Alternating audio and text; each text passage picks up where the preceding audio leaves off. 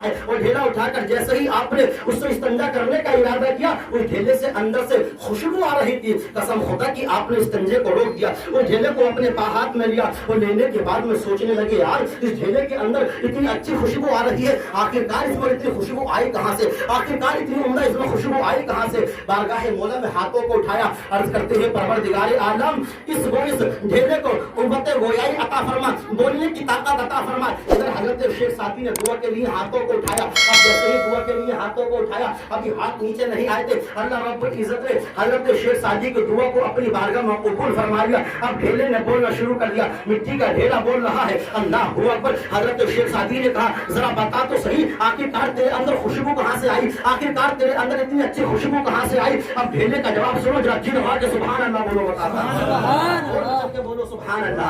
अब ढेले का जवाब सुनो, कसम खुदा की ढेला बोला, ए शेख सादी मैं यहाँ नहीं था, बल्कि मैं गुलाब के दरख्त के साये के नीचे था, मैं उसके नीचे था। अल्लाहू अकबर। जब रात को शबनम गिरा करती थी, जब रात को ओस गिरा करती थी, तो वो उसके कतरे मेरे ऊपर आकर गिर जाया करते थे। पहले वो गुलाब से टच होया करते थे, उसके बाद में वो मेरे ऊपर गिर जाया करते थे। अल्लाहू अकबर। जब हजरत शेख सादी ने इतना सुना तो हजरत शेख सादी ने फरमाया कि यही वजह है कि तुम्हें गुलाब के नीचे रहे तो अल्लाह रब्बुल इज्जत ने तुम्हारे अंदर खुशबू पैदा कर दी। और जो बंदा अल्लाह वालों के दरबार में रहता है तो ये अल्लाह वाले रोज़े महशर उसे जहन्नम से जन्नत में दाखिल फरमा देंगे।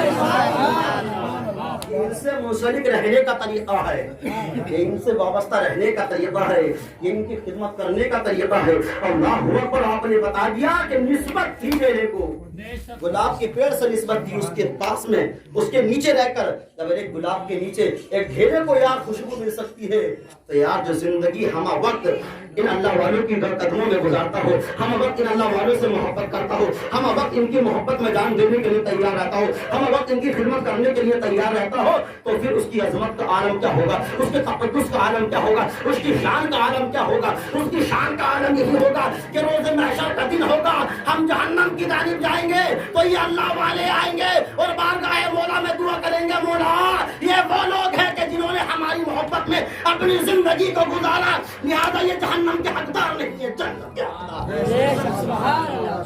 जन्नत के हकदार हैं। इन लोगों से मोहब्बत करो तो सही यार, इनकी मोहब्बत में जिंदगी गुजारे तो सही।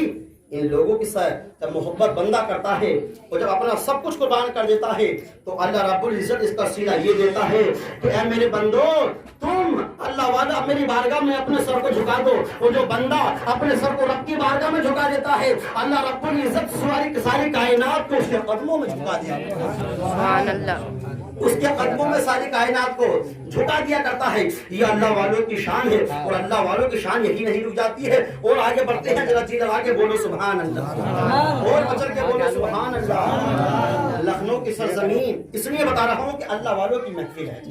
लखनऊ की सरजमीन यार ऐसे ही बिला बनेगी, दीन इस्लाम थोड़ी फैल गया कि रोटी खाई बिस्तर पर सो गए, नहीं, सब कुछ कुर्बान किया यार, सब कुछ कुर्बान किया इन अल्लाह वालों ने, सब कुछ कुर्बान कर दिया। लखनऊ की सरजमीन एक अल्लाह के वली तशरीफ फरमा है, एक अल्लाह के वली तशरीफ फरमा है, एक अल्लाह के वली मुसल्ला बिछाकर खुदा की इबादत कर रहे हैं, इधर इबादत में मशगूल है।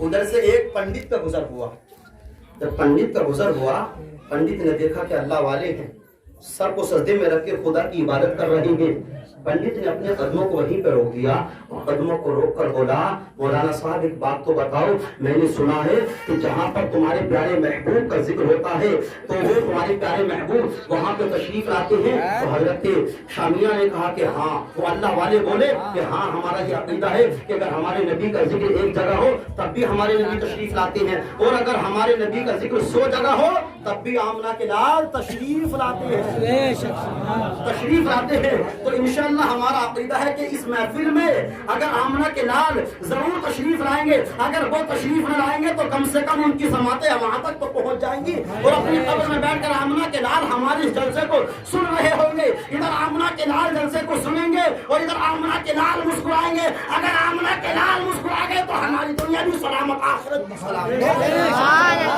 आखिरत भी सलामत हो जाएगी। अल्लाह अकबर। अल्लाह वालों ने कहा कि हाँ, आमरा के लाल तशरीफ लाते हैं। पंडित बोला मौलाना साहब बात हजम नहीं हुई, आदमी एक जगह सो कैसे मुमकिन है? तो अल्लाह वाले ने कहा ठीक है, तुम्हें प्रैक्टिकल के तौर पे बताता हूँ, तुम्हें बताता हूँ, आओ। अल्लाह वाले ने अपने मुसल्ले को बिछा दिया, दोबारा खुदा की बारगाह में सर को झुका दिया। अब खुदा की इबादत में मशगूल हो जाते हैं, खुदा की बंदगी में मशगूल हो जाते हैं, इबादत कर रहे हैं, रुकू कर रहे हैं, सजदा कर रहे हैं, अब तैयार में बैठे हुए हैं, इधर नमाज को मुकम्मल कर रहे हैं। पंडित देख रहा है, पंडित ने कहा मौलाना मुझे कुछ नजर नहीं आ रहा। तो हजरत शामीना ने कहा अरे बदबख्त मुझे मत देख, बल्कि जिस दरख्त के साये के नीचे तू खड़ा है उस दरख्त को देख। अब वो पंडित बयान करता है कि जब मैंने देखा, जैसे ही मेरी निगाह उस दरख्त की जानी पड़ी तो मैं क्या देखता हूँ कि उस दरख्त की हर टहनी पर, हर पत्ते पर हजरत शामीना खुदा की इबादत करते हुए नजर आ रहे थे।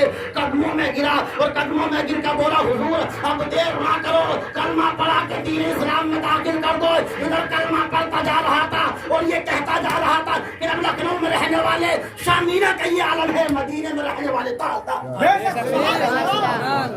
रहने वाले ताजदार का आलम क्या होगा?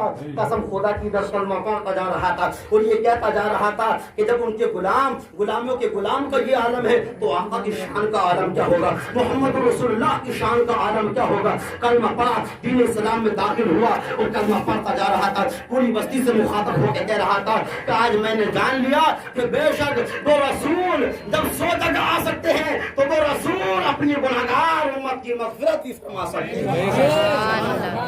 और है कि नहीं? हमारा अक़ीदा है कि आमना के लाल हमारी शफ़ाअत अता फरमाए। जी इंशाअल्लाह बोले यार, इंशाअल्लाह। और हल्का बोलोगे पुलिस पकड़ के ले जाओ।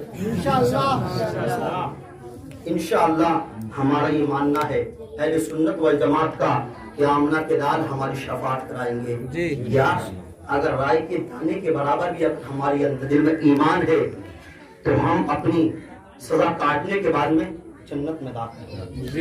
लेकिन सजा काटेंगे ये डायरेक्ट पहुंच जाए, इसलिए कि जन्नत इतनी सस्ती नहीं है। हाँ ये बिल्कुल सस्ती समझ जाओ तो सुभान अल्लाह कह दो वो जन्नत में पहुंच गए, फिर तो जरूरत ही ना है। पूरी जिंदगी सूद खाई, पूरी जिंदगी चोरियां की, पूरी जिंदगी डकैतियां की, पूरी जिंदगी लोगों को सताया, पूरी जिंदगी लोगों को मारता रहा, पीटता रहा, लोगों के माल को हड़प करता रहा, जमीनों को हड़प करता रहा, लोगों की मैला काटता रहा। हाँ? लोगों की मैला काटता रहा, इधर मर गया। अब आगे बेटे मौलाना साहब 1 क्विंटल चने लेके आम है, 2 क्विंटल लेके आम है? बोलो ये क्यों? अब्बा का इंतकाल हो गया, चने पड़ जाएंगे तो अल्लाह ताला इन चनों की बरकत से मग़फ़िरत फरमाएगा। मैंने कहा ठीक है यार, अल्लाह ताला मग़फ़िरत फरमाएगा, लेकिन कम से कम ये तो सोच के तेरे बाप ने जुल्म कितने किए थे, तेरे बाप ने कितनों का गला काटा था, तेरे बाप ने कितनों को सताया था। सूद खा के पूरी जिंदगी काट के चला गया, चोरी करके पूरी जिंदगी काट के चला गया और 2 क्विंटल लाख के चने पड़वा दो और तुम सोच रहे हो कि बाप की मग़फ़िरत हो जाएगी। कसम खुदा की ये तो 2 क्विंटल है, अगर पूरी दुनिया के चने पे ले आओगे, अगर तुम्हारे बाप ने किसी को सताया है तो कसम खुदा की उसकी मग़फ़िरत नहीं हो सकती। इसमें कि हुकूकुल इबाद है यार, अगर बंदों के हुक्म तुमने मारे हैं तो जब तक बंदा माफ नहीं कर देगा तब तक तुम्हारी मग़फ़िरत नहीं हो सकती। समझ गए? तब तक मग़फ़िरत नहीं हो सकती।